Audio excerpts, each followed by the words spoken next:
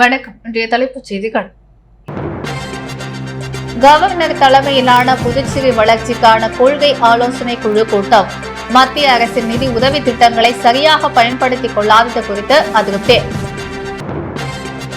முதல்வரிடம் இலங்கை ராணுவத்தால் சிறைப்பிடிக்கப்பட்டுள்ள மீனவர்களை விடுவிக்க உறவினர்கள் கண்ணீர் மல்க கோரிக்கை.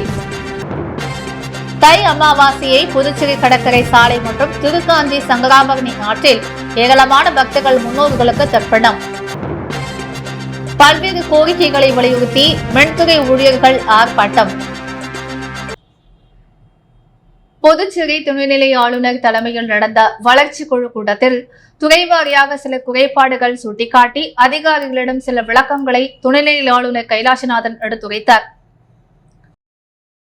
இந்திய அரசியலமைப்பு சட்ட பிரிவு 112 படி ஒவ்வொரு மாநிலத்திலும் ஆளுநர் ஒப்புதல் பெற்ற சட்டசபையில் பட்ஜெட் தாக்கல் செய்யப்பட வேண்டும். புதுச்சேரி யூனியன் பிரதேசம் என்பதால் அரசால் தயாரிக்கக்கூடிய பட்ஜெட் மத்திய உள்துறை அமைச்சகம் ஒப்புதலுக்கு பிறகே சமர்ப்பிக்கப்படும். இந்த நிலையில் 2025-2026 நிதி ஆண்டிற்கான மாநில பட்ஜெட்டை இறுதி செய்வதற்கான புதுச்சேரி மாநில வளர்ச்சிக்கான கொள்கை ஆலோசனை குழு கூட்டம் தலைமைச் செயலகத்தில் நடைபெற்றது.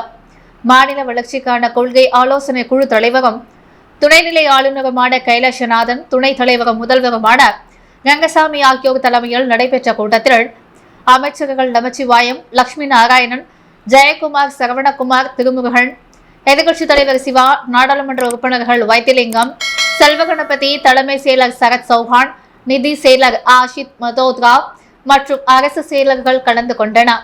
இந்த கூட்டத்தில் துறைவாரியாக திட்ட மதிப்பீடு தயாரிக்கப்பட்டார். அனைத்து துறைகளிலும் ஒருங்கிணைத்த பிப்ரவரி மாதம் 3ஆம் தேதி வாரத்திற்குள் மத்திய அரசின் அனுமதியை பெறுவதற்கான அனைத்து நடவடிக்கைகளும் எடுக்கப்பட வேண்டும். தொடர்ந்து மார்ச் மாதம் முதல் வாரத்திலேயே முழுமையான பட்ஜெட்டை தாக்கல் செய்ய தயாராக இருக்க வேண்டுமென அனைத்து துறைகளுக்கும் துணைநிலை ஆளுநர் உத்தரவிட்டார். தொடர்ந்து 2024-25 ஆண்டிற்கான திட்டமிடப்பட்ட மாநில வருவாய், மத்திய அரசின் உதவித்தொகை, மத்திய அரசின் நிதி உதவி திட்டங்கள், வெளி மார்க்கெட் கடன் குறித்தும் விவாதிக்கப்பட்டது. திட்டமிடப்பட்ட மாநில வருவாய் குறைந்துள்ளதும் மத்திய அரசின் உதவித்தொகை அதிகம் தேவைப்படுவது குறித்தும் ஆலோசிக்கப்பட்டது. மத்திய அரசின் நிதி உதவி திட்டங்களை சரியாக பயன்படுத்திக் கொள்ளாதது குறித்தும் அதிகாரிகளின் செயல்பாடுகள் குறித்தும் கூட்டத்தில் அதிருப்தி தெரிவிக்கப்பட்டது. இதனிடையே மொத்த பட்ஜெட்டில் மின்சாரம் கொள்முதல், சம்பளம், ஓய்வூதியம், வாங்கிய கடனுக்கு வட்டி செலுத்துவது, அரசு சார்பு நிறுவனங்களுக்கு மானியம் என மொத்த பட்ஜெட்டில் 65% சரியாக போய்விடுகிறது. மக்கள் நல திட்டங்களுக்கும் மூலதன செலவினங்களுக்கும் 25% மட்டுமே ஒதுக்கப்படுவதால் மாநிலத்தின் உட்கட்டமைப்பு மற்றும் எதிர்கால வளர்ச்சிக்கு பாதகமாக அமையும் என எதிர்க்கட்சிகள் சுட்டிக்காட்டியது. புதுச்சேரி மாநிலத்தின் மொத்த கடன் தொகை 10,000 கோடியாக உயர்ந்துள்ளது. வட்டி மட்டுமே 800 கோடிக்கு மேல் செலுத்திக் கொண்டிருப்பதும் வாதத்தில் எடுத்துக் கொள்ளப்பட்டது. இலங்கை ராணுவத்தால் சிறைப்பிடிக்கப்பட்டுள்ள மீனவர்களை விடுவிக்க வேண்டும் என உறவினர்கள் முதலமைச்சர் ரங்கசாமி காலில் விழுந்து கண்ணீர் மல்க கோரிக்கை விடுத்தனர். நேற்று இரவு 10 மணி அளவில் கோடியக்கரை அருகே மீன் பிடித்துக் கொண்டிருக்கும் 20 மேற்பட்ட விசைப்படகுகளில் இருந்த தமிழக காரைக்கால் மீனவர்களை எல்லை தாண்டி மீன் பிடித்ததாக கூறி 2 ரோந்து கப்பலில் இலங்கை கடற்படை மீனவர்கள் சுற்றி வளைத்தனர். அப்போது மீனவர்கள் பதறி எடுத்து செல்லும் பொழுது ஒரு விசைப்படகு மட்டும் சிக்கியது. அதில் காரைக்காலை அடுத்த கிளிஞ்சல் மேடு மீனவ கிராமத்தைச் சேர்ந்த ஆனந்தவேல் என்பவருக்கு சொந்தமான படகில் கடந்த 26ஆம் தேதி காரைக்கால் மீன்பிடி துறைமுகத்திலிருந்து மீன்பிடிக்க சென்ற 13 மீனவர்களை கைது செய்தனர். முன்னதாக துப்பாக்கிச் சூடு நடத்தியதில் காரைக்கால் கிளிஞ்சல் மேடு பகுதியைச் சேர்ந்த செந்தமிழ் மற்றும் நாகப்பட்டினம் நம்பியார் நகரைச் சேர்ந்த பாபு என்ற 2 மீனவர்கள் படுகாயமடைந்தனர். யாழ்ப்பாணம் பகுதியில் மருத்துவமனையில் சிகிச்சை பெற்று வருகின்றனர். கைது செய்யப்பட்டவர்களை பிப்ரவரி 10ஆம் தேதி வரை காவலில் வைக்க இலங்கை நீதிமன்றம் உத்தரவிட்டுள்ளது. இந்த நிலையில் காரைக்கால் கிளிஞ்சல் மேடு மீனவ பஞ்சாயத்து மற்றும் பாதிக்கப்பட்ட மீனவ குடும்பத்தினர் புதுச்சேரி வந்து முதலமைச்சர் ரங்கசாமி, மீன்வளத்துறை அமைச்சர் லட்சுமி நாராயணன் ஆகியோரை சந்தித்து மனு அளித்து மீனவர்களை மீட்க கோரி நடவடிக்கை எடுக்க வேண்டும் என காலில் விழுந்து கண்ணீர் மல்க கோரிக்கை வைத்தனர். இதற்கு முதலமைச்சர் விரைந்து அவர்களை விடுவிக்க கடிதம் எழுதியிருப்பதாகவும், காயமடைந்தவருக்கு உரிய சிகிச்சை அளிக்கவும் நடவடிக்கை எடுக்கப்பட்டிருப்பதாகவும், விரைவில் அவர்கள் விடுவிக்கப்படுவார்கள் என்று உறுதியளித்தார். தை அமாவாசையை முன்னிட்டு புதுச்சேரி கடற்கரை சாலை மற்றும் திருக்காஞ்சி சங்கராபரணி ஆற்றில் ஏராளமான பக்தர்கள் தங்களின் முன்னோர்களுக்கு தர்ப்பணம் கொடுத்து வழிபட்டனர். தொடர்ந்து கடல் தீர்த்தவாரியில் பரிசித்து பெற்ற பல்வேறு கோவில்களை சேர்ந்த உற்சவர்கள் கலந்து கொண்டனர். மாதந்தோறும் அமாவாசை வந்தாலும் தை மற்றும் ஆடி மாதத்தில் வரும் அமாவாசைக்கு அதிக சிறப்புண்டா. அதாவது இந்துக்கள் ஒரு வருடத்தை 2 அயனங்களாக பிரித்துள்ளனர். தை முதல் ஆணி வரை உள்ள 6 மாதம் உத்தராயண காலம் என்றும், ஆடி முதல் மார்கழி மாதம் வரையிலான காலம் தட்சிணாயன காலம் என்றும் அழைக்கப்படுகிறது. இந்த 2 அமாவாசையும் வழிபாட்டுக்கு புண்ணிய தினம் என்று சாஸ்திரங்கள் கூறுகின்றன.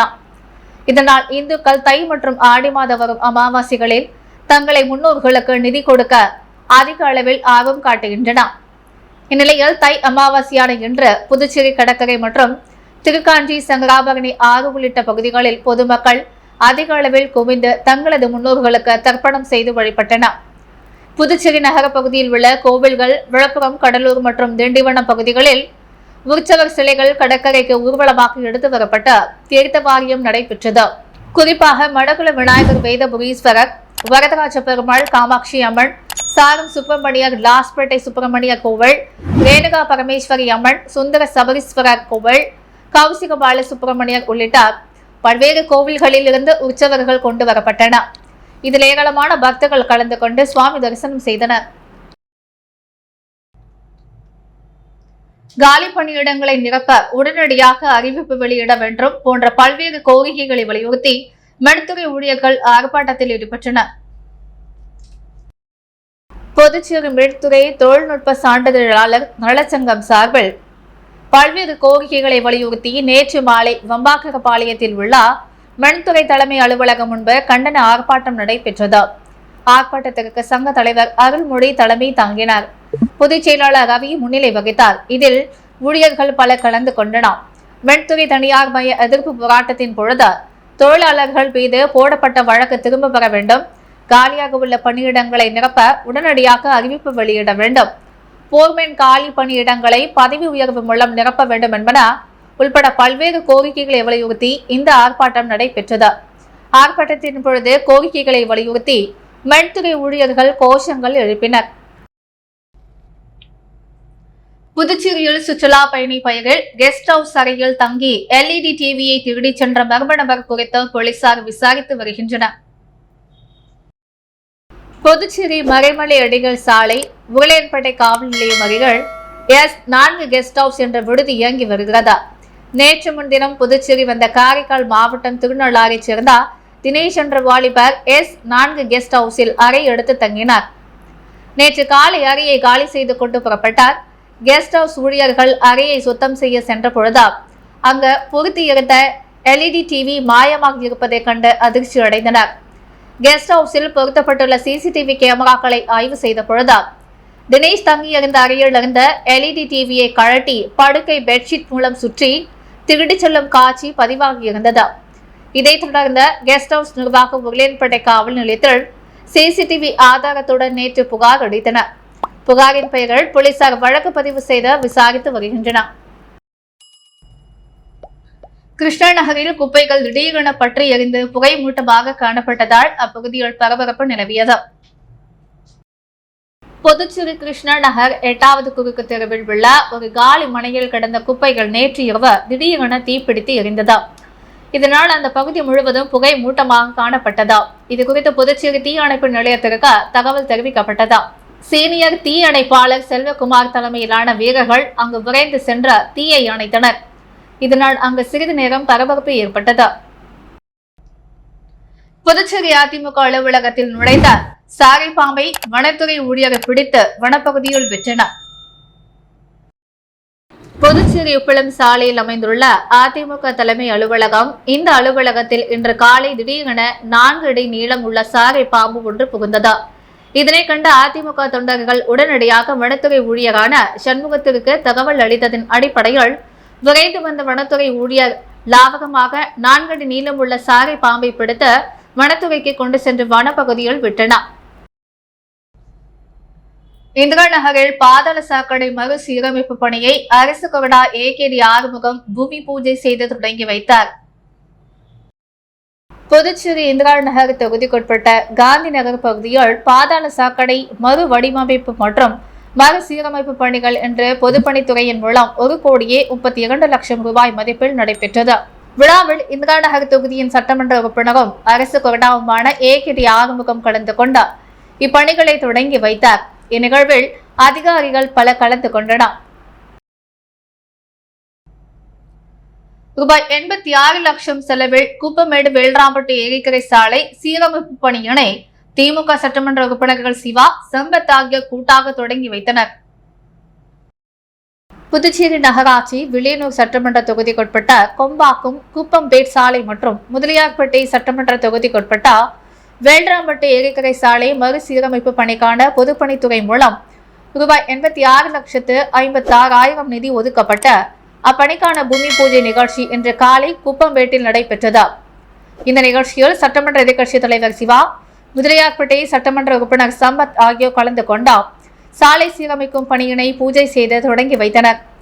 இதில் பொதுப்பணித்துறை கட்டிடங்கள் மற்றும் சாலைகள் மத்திய கோட்டத்தின் செயற் பொறியாளர் சீனிவாசன், உதவி பொறியாளர் பார்த்தசாரதி, இளநிலை பொறியாளர் முருகன் மற்றும் திமுக நிர்வாகிகள், ஊர் முக்கியஸ்தவர்கள் மற்றும் முதலியார்பேட்டை ஊர் பொதுமக்கள் கலந்து கொண்டனர். புதுச்சேரி சேவா பாரத் சங்கத்தின் சார்பில் மூலகுளத்தில் நடைபெற்ற முதியோர் கல்வி தொடக்க விழாவில் முதியோர் கல்வியை போதிக்கும் ஆசிரியர்கள் அறிமுகம் செய்து வைக்கப்பட்டனர். புதுச்சேரி சேவா பாரத் சங்கத்தின் சார்பில் முதியோர் கல்வி தொடக்க விழா மூலகுளம் உலகிற்கு வெளிச்சம் திருச்சபையில் நடைபெற்றது. ஹைதராபாத்தை தலைமையிடமாக கொண்டு செயல்பட்டு வரும் சேவா பாரத் இயக்கம் பல்வேறு சமூக பணிகளை செய்து வருகிறது. எழுத்தறிவித்தல், ஆரோக்கிய வாழ்வு, சமூக விழிப்புணர்வு, பொருளீட்டும் முறை, ஆன்மீக விழிப்புணர்வு போன்றவை அச்சங்கத்தின் குறிப்பிடத்தகுந்த பணிகளாகும். சேவா பாரத் சங்கத்தின் புதுச்சேரி கிளையின் ஒருங்கிணைப்பாளர் அருள்ராஜ் முதியோர் கல்வி தொடக்க விழாவிற்கான ஏற்பாடுகளை செய்திருந்தார். உலகிற்கு வெளிச்சம் திருச்சபையின் போதகர் மார்டின் ராஜ் வரவேற்றார். சேவா பாரத் சங்க புதுச்சேரி பொறுப்பாளர் அருள்ராஜ் நோக்க உரை வழங்கினார். நோக்க உரைகள் முதியோர்களுக்கு வழங்க இருக்கின்ற பல்வேறு பயிற்சிகளையும் பொருள் ஈட்டும் வழிமுறைகளையும் எடுத்துரைத்தார். புதுச்சேரி தாகூர் அரசு கலை அறிவியல் கல்லூரி தமிழ் துறை பேராசிரியர் முனைவர் கண்ணன் கலந்து கொண்டார். முதியோர் கல்வி திட்டத்தை தொடங்கி வைத்து சிறப்புரையாற்றினார். அப்போது அவர் முதியோரின் அனுபவங்கள் இளைஞர்களுக்கு ஒரு பாடமாக அமையும், முதியோரை சமுதாயம் புறக்கணித்து விடக்கூடாது, முதியோர் எவரையும் எதிர்பார்த்திருக்க கூடாது, எவருடைய தயவையும் நாடக்கூடாது என்பதற்காக அவர்களுக்கு அடிப்படை கல்வியை கொடுத்து சில பொருட்களை உற்பத்தி செய்தார். அதன் மூலமாக பொருளீட்டும் வழிமுறைகளையும் இச்சங்கம் கற்றுத்தருகிறது. இதை நீங்கள் முழுமையாக பயன்படுத்திக் கொள்ள வேண்டும் என்று எடுத்துரைத்தார். அதனைத் தொடர்ந்து முதியோர் கல்வியை போதிக்கும் ஆசிரியர்கள் அறிமுகம் செய்து வைக்கப்பட்டனர். புதுச்சேரியில் முள்ளக்குளம், வினோபா நகர், சேந்தநத்தம், வம்பப்பட்டு, துத்திப்பட்டு ஆகிய பகுதிகள் தேர்ந்தெடுக்கப்பட்டார். அங்கெல்லாம் கற்பித்தல் பணி தொடங்கப்பட்டிருக்கிறது. கற்பிக்கும் ஆசிரியர்களுக்கும் பல்வேறு உபகரணங்களை விழாவில் வழங்கப்பட்டது. நிறைவாக இம்மையத்தின் பொறுப்பாளர் சாந்தசெல்வி நன்றி உரை வழங்கினார்.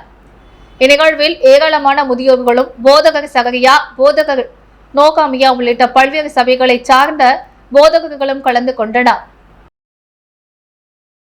காரைக்கால் மீனவர்கள் மீது இலங்கை கடற்படையினர் துப்பாக்கிச் சூடு நடத்தி கைது செய்த சம்பவத்தை கண்டித்த புதுச்சேரியில் அதிமுகவினர் மாநில செயலாளர் அன்பழகன் தலைமையில் மாவட்ட ஆட்சியர் அலுவலகத்தை முற்றுகையிட்டு போராட்டத்தில் ஈடுபட்டதால் பரபரப்பு நிலவியது.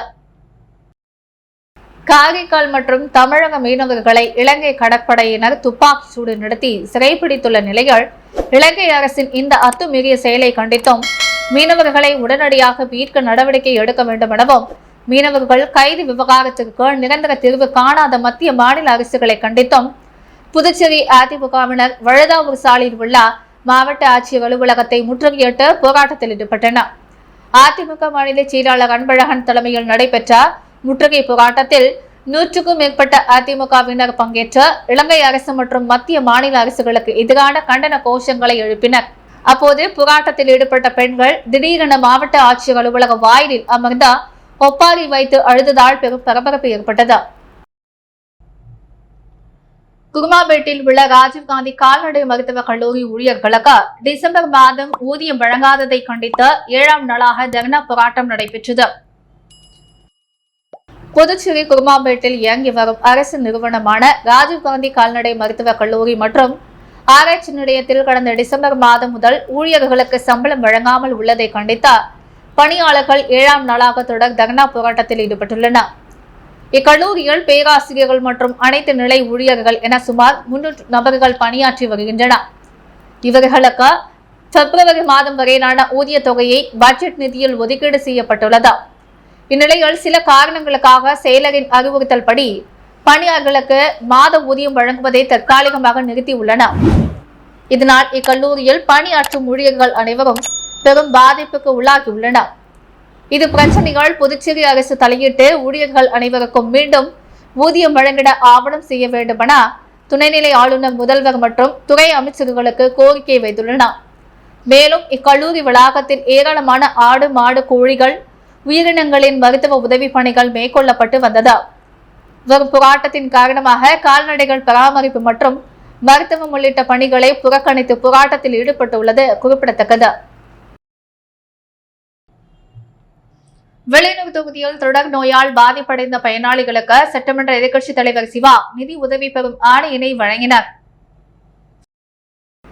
புதுச்சேரி வெளியூர் தொகுதியில் தொடர் நோய் காரணமாக பாதிக்கப்பட்ட பயனாளிகள் 16 நபர்களுக்கு ஆதிதிராவிடர் நலத்துறை மூலமாக 12,600 ரூபாய் வீதம் 16 நபர்களுக்கு மொத்தம் 2,65,600 ரூபாய் நிதியினை அவரவர் வங்கிக் கணக்கில் செலுத்தப்பட்ட அதன் அரசாணையை சட்டமன்ற உறுப்பினரும் எதிர்க்கட்சித் தலைவருமான சிவா பயனாளிகளுக்கு வழங்கினார்.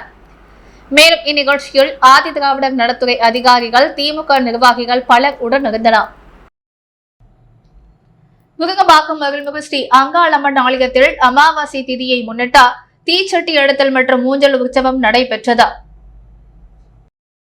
புதுச்சேரி முருங்கம்பாக்கம் பகுதியில் எழுந்தருளியுள்ள அருள்மிகு ஸ்ரீ அங்காளம்மன் ஆலயத்தில் மாதம் தோறும் அமாவாசை தினத்தன்று தீச்சட்டி எடுத்தல் நிகழ்ச்சி நடைபெற்று வருகிறது. அதன்படி நேற்று இவ்வாலயத்தில் உள்ள மூலவர் ஸ்ரீ அங்காளம்மனுக்கு பால், இளநீர், தயிர், பன்னீர், சந்தனம், குங்குமம் உள்ளிட்ட திரவியங்களால் ஆன சிறப்பு அபிஷேகங்கள் நடைபெற்ற தீபாராதனைகள் காண்பிக்கப்பட்டது. அதனைத் தொடர்ந்து மாலை பூ கரகம் ஜோடிக்கப்பட்ட ஜோதி எடுத்து ஆலயம் வலம் வந்த சிறப்பு பூஜைகள் செய்த மகா ஜோதி ஏற்றப்பட்டது. தொடர்ந்து சிவபார்வதி சிறப்பு அலங்காரத்தில் ஊஞ்சல் உற்சவம் நடைபெற்றது. இதில் சிறப்பு விருந்தினராக அரியாங்குப்பம் சட்டமன்ற உறுப்பினர் பாஸ்கரேந்திர தட்சிணாமூர்த்தி, முன்னாள் சபாநாயகர் சபாபதி, முன்னாள் அறங்காவலர் குழு தலைவர் பாஸ்கர், ஆலய தனி அதிகாரி ஆகியோர் இவ்விழாவில் கலந்து கொண்டு சுவாமி தரிசனம் செய்து வழிபட்டனர். மேலும் இவ்வாலயத்தில் நூற்றுக்கணக்கான பக்தர்கள் தீச்சட்டி ஏந்தி ஆலயம் வலம் வந்த தங்களது நேர்த்தி கடனை செலுத்தினர். இவ்விழாவுக்கான ஏற்பாடுகளை உபயதாரர்கள் ஆதி மூலம், சக்திவேல், கோவிந்தராசு, சந்துரு குடும்பத்தினர்கள், ஆலய விழா குழுவினர் சிறப்பாக செய்திருந்தனர். மணக்குள விநாயகர் வேளாண் கல்லூரி மாணவிகள் கரும்பு சோலை நீக்குவது, கரும்பு சாயாமல் நன்றாக வளர முட்டு கொடுப்பது குறித்து வயல்வெளியில் பயிற்சி மேற்கொண்டனர். புதுச்சேரி மதகடிப்பட்டு விநாயகர் பொறியியல் கல்லூரியின் கீழ் செயல்பட்டு வரும் வேளாண் அறிவியல் கல்லூரியில் பயிலும் இளநிலை இறுதி ஆண்டு மாணவிகள் காட்டேரிக்குப்பத்தில் ஊரக வேளாண் பயிற்சி முகாமில் ஈடுபட்டுள்ளனர். இப்பயிற்சி வேளாண் கல்லூரி முதல்வர் முகமது யாசின், திட்ட ஒருங்கிணைப்பாளர் ராவ கெலிஸ்கூர், திட்ட பொறுப்பாளர் ராஜேந்திர பிரசாத் ஆகியோரின் தலைமையின் கீழ் நடைபெற்று வருகிறது. இதில் லிங்காரெட்டிப்பாளையத்தில் மாணவிகள் ஆர்த்தி, அபிநயா, சாருஸ்ரீ, தேவி, வைஷ்ணவி, தாக்ஷாயினி, திவ்யதக்ஷினி, சௌசன்யா, ச காயத்ரி, வேகாயத்ரி, தா காயத்ரி, கோபிகா, ஹரிணகுமாரி உள்ளிட்டோர் பங்கேற்று வேளாண் அதிகாரி வெங்கடாச்சலம் தொகுதி தொழில்நுட்ப மேலாளர் குமரன் ஆகியோர் முன்னிலையில் கரும்பு மருதாம்பு சாகுபடி, செம்பை கரும்பு சாகுபடி குறித்து அறிந்து கொண்டனர். அப்போது தடிகாச்சலம் வயலில் கரும்பு சோலை நீக்குவது, கரும்பு சாயாமல் நன்றாக வளர முட்டு கொடுப்பது போன்றவை குறித்த செயல்முறை விளக்கங்களை பெற்றனர். அப்போது கரும்பு பயிருக்கு அரசால் அளிக்கப்படும் மானியம் மற்றும் திட்டங்கள் குறித்து வேளாண் அதிகாரி விளக்கி கூறினார். இதில் பங்கேற்ற மாணவிகள் பயனடைந்தனர். புதுவை குடியரசு தின விழாவில் கோப்பைகள் பெற்ற இந்திரா காந்தி பள்ளி ஆசிரியர் மாணவிகளுக்கு பாராட்டு விழா நடைபெற்றது. புதுவை கோரிமேட்டில் உள்ள இந்திரா காந்தி அரசு மேல்நிலைப் பள்ளி கல்விசார் மற்றும் கல்விசார் இணை செயல்பாடுகளில் சிறந்த அரசு பள்ளியாக தேர்ந்தெடுக்கப்பட்ட கடந்த 26ஆம் தேதி நடைபெற்ற குடியரசு தின விழாவில் துணைநிலை ஆளுநர் கைலாசநாதனிடம் புரோசபர் அம்பாடி நாராயணன் சுழற்கோப்பையை பெற்றார். மேலும் குடியரசு தினத்தில் நடைபெற்ற சிறந்த அணிவகுப்பிற்கான கோப்பையும் வென்றது. இதனைத் தொடர்ந்து பள்ளியில் மாணவர்களுக்கு பாராட்டு விழா நடைபெற்றது. இதில் பள்ளியின் துணை முதல்வர் சந்திரன் தலைமை தாங்க பெற்றோர் ஆசிரியர் சங்க தலைவர் ஏழுமலை மற்றும் பள்ளி மேலாண்மை குழு தலைவர் பியூலா சுசனா ஆகியோர் முன்னிலை வகித்தனர். இப்பாராட்டு விழாவில் கோப்பை பெற காரணமாக பள்ளி மாணவர்களுக்கும் அவர்களுக்கும் பயிற்சி அளித்த ஆசிரியர்களுக்கும் பாராட்டி கௌரவிக்கப்பட்டன. பாராட்டு விழாவில் பள்ளி துணை முதல்வர் சந்திரன் பேசுகையில், மாணவர்களின் கடின உழைப்பும் ஆசிரியர்களின் அர்ப்பணிப்பும் சிந்தனையும் தான் இக்கோப்பைகளுக்கு வெல்ல காரணமாக அமைந்தது. மேலும் மாணவர்கள் கல்வி சார்ந்த செயல்பாடுகள் மற்றும் இல்லாமல் அறிவு திறனையும் ஆளுமை திறனையும் வளர்த்துக் கொள்ள வேண்டும். இக்கோப்பைகளை வெல்ல ஆசிரியர்கள், மாணவர்கள் மற்றும் என்ற பெற்றோர்களின் ஒத்துழைப்பும் தான் காரணம் என்றார்.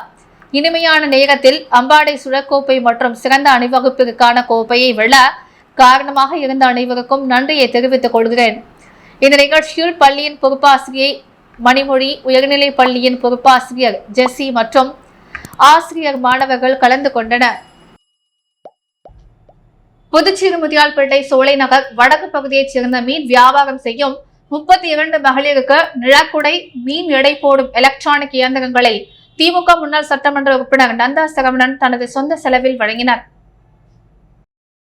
புதுச்சேரி முதியால்பேட்டை தொகுதி திமுக முன்னாள் சட்டமன்ற உறுப்பினர் நந்தா சரவணன் தொகுதி முழுவதும் தனது சொந்த செலவில் பல்வேறு நலத்திட்ட உதவிகளை வழங்கி வருகிறார். மேலும் முதியால்பேட்டை தொகுதிக்குட்பட்ட மீனவர்களுக்கு மீன்பிடி உபகரணங்களை உள்ளிட்ட நலத்திட்ட உதவிகளையும் தனது சொந்த செலவில் வழங்கி வருகிறார். இதன் ஒரு பகுதியாக இன்று முதியால்பேட்டை தொகுதி சோலை நகர் வடக்கு பகுதியைச் சேர்ந்த மீனவ பெண்களுக்கு நலத்திட்ட உதவிகள் வழங்கும் நிகழ்வு முதியால்பேட்டை திமுக அலுவலகத்தில் இன்று நடைபெற்றது. இதில் கலந்து கொண்ட திமுக முன்னாள் சட்டமன்ற உறுப்பினர் நந்தா சரவணன், முதியால்பேட்டை சோலை நகர் வடக்கு பகுதியைச் சேர்ந்த மீன் வியாபாரம் செய்யும் 32 மகளிர்களுக்கு நிழற்குடையும், மீன் எடை போடும் எலக்ட்ரானிக் இயந்திரங்களையும் தனது சொந்த செலவில் வழங்கினர். இந்த நிகழ்வில் தொகுதி திமுக செயலாளர் சவிராஜன், அவைத் தலைவர் எழிலன், மாநில மீனவர் அணி துணை செயலாளர் தங்கராசு, பூபதி பிரகாஷ், அல்போன் சந்துரு, உதயகுமார், தேசப்பன், மணிபாரதி, ஆரோக்கியராஜ், முருகன் மற்றும் தொகுதி திமுகவினர் உடனிருந்தனர். ராஜ்பவன் தொகுதி மாரியம்மன் கோவில் வீதி, வன்னியர் வீதி நகராட்சி கழிப்பிடம் வரை சிமெண்ட் சாலை அமைக்கும் பணியினை அமைச்சர் லட்சுமி நாராயணன் தொடங்கி வைத்தார். புதுச்சேரி ராஜ்பவன் தொகுதிக்குட்பட்ட வைத்தியகுப்பத்தில் உள்ள கண்ணதாசன் வீதியை உயர்த்தி சிமெண்ட் சாலை அமைக்கும் பணிகள் இன்று நடைபெற்றது. ரூபாய் 21,42,381 மதிப்பில் இன்று தொடங்கப்பட்ட பணிகளை பொதுப்பணித்துறை அமைச்சர் லட்சுமி நாராயணன் இன்று பூமி பூஜை செய்து பணிகளை தொடங்கி வைத்தார். பொஸ்ஸி வீதி வாய்க்கால் தூர்வாரும் பணியை உப்பளம் தொகுதி சட்டமன்ற உறுப்பினர் அனிபால் கென்னடி தொடர்ந்து நேரில் ஆய்வு மேற்கொண்டார். புதுச்சேரி உப்பளம் தொகுதிக்குட்பட்ட பொஸ்ஸி வீதியில் மழை நாட்களில் பெரும் அளவில் தண்ணீர் தேங்கி நிற்கும். பொதுமக்கள் அன்றாட வாழ்க்கையில் மழை தண்ணீர் தேங்கியிருப்பது பெரிய அளவில் பாதிப்பை ஏற்படுத்தும். அதில் குறிப்பாக அருணா ஆய்வகம் பகுதியிலிருந்து பெரிய வாய்க்கால் வரை மக்கள் நகரக்கூடிய முடியாத நிலையில் தண்ணீர் நிற்கும். அதற்கு நிரந்தர தீர்வு காண பாதாள யூ வடிவ வாய்க்காலை தூர்வார வேண்டும் என்று பொதுப்பணித்துறையிடம் கோரிக்கை வைத்திருந்தனர். தற்போதைய பொதுப்பணித்துறை செயற்பொறியாளர் சீனிவாசனை நேரில் சென்று சந்தித்து மழைக்காலங்களில் மக்களின் இன்னல்களை போக்க தூர்வாரும்படி கேட்டுக்கொண்டார். பின் சட்டமன்ற உறுப்பினர் அனிபால் கென்னடி கோரிக்கையை ஏற்று பெரிய வாய்க்கால் பொஸ்ஸி வீதியில் வாய்க்கால் தூர்வாரும் பணி ரூபாய் 2,25,00,000 மதிப்பில் நடைபெற்று வருகிறது. அதனை பொதுப்பணித்துறை உதவி பொறியாளர் பார்த்தசாரதியுடன் நேரில் சென்று பார்வையிட்டு ஆய்வு மேற்கொண்டார். புதுச்சேரி அரசு அறிவித்த அனைத்து குடும்ப அட்டைதாரர்களுக்கும் மாதந்தோறும் இலவச அரிசி நியாய விலைக் கடைகள் மூலம் வழங்கப்படும் என்ற அறிவிப்பை தொடர்ந்தார். மணவெளி சட்டமன்ற தொகுதியில் இலவச அரிசி வழங்கும் நிகழ்ச்சியை தொகுதி சட்டமன்ற உறுப்பினரும் சட்டப்பேரவை தலைவருமான செல்வம் தொடங்கி வைத்தார். சிவப்பு நிற ரேஷன் அட்டைதாரர்களுக்கு 20 கிலோ அரிசியும், மஞ்சள் நிற ரேஷன் அட்டைதாரர்களுக்கு 10 கிலோ அரிசியும் மாதந்தோறும் வழங்கப்படும் என முதலமைச்சர் ரங்கசாமி அறிவித்திருந்தார்.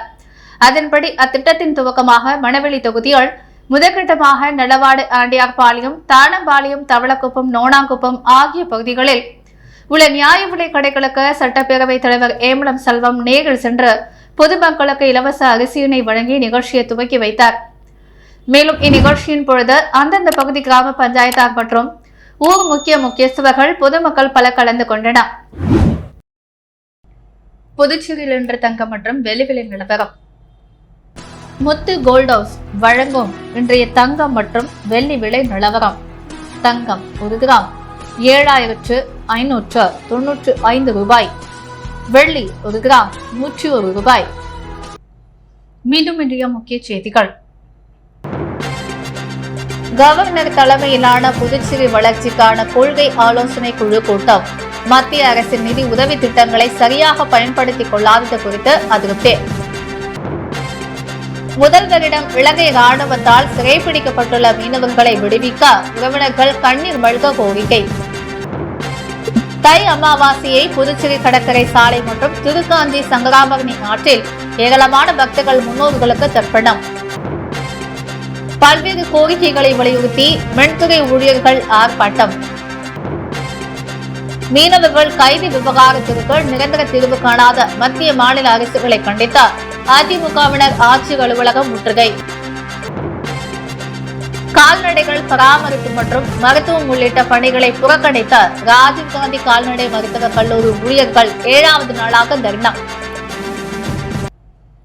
இத்துடன் எஸ் மீடியா செய்திகள் நிறைவடைகிறது. வணக்கம்.